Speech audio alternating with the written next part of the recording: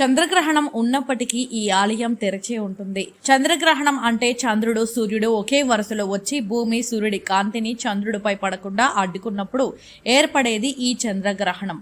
ఈ సమయంలో భూమిపై ఉన్న వారికి చంద్రుడు కనిపించడు. చంద్రగ్రహణం ఎప్పుడో పౌర్ణమి నాడు మాత్రమే వస్తుంది. ఇది చాలా గంటల పాటు కొనసాగుతుంది.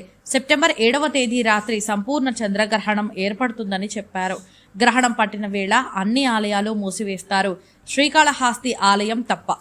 పంచలింగాలలో ఒకటైన వాయులింగం మన తిరుపతి జిల్లాకి చెందింది. ఈ వాయులింగం ఉన్న చోటని శ్రీకాళహస్తిగా పిలుస్తారు.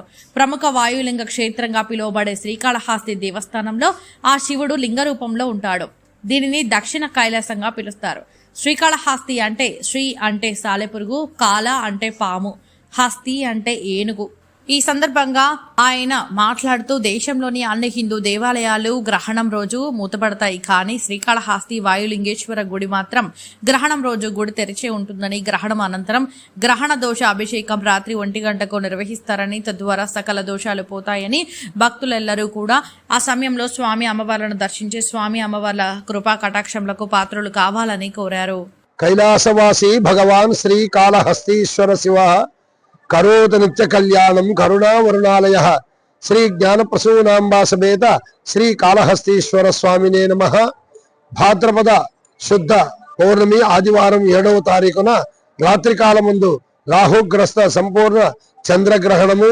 ఈ చంద్రగ్రహణము రాత్రి 9:50 ప్రారంభమయ్యి 1:20 వరకు కూడా ఈ గ్రహణ కాల సమయం ఉంటుంది.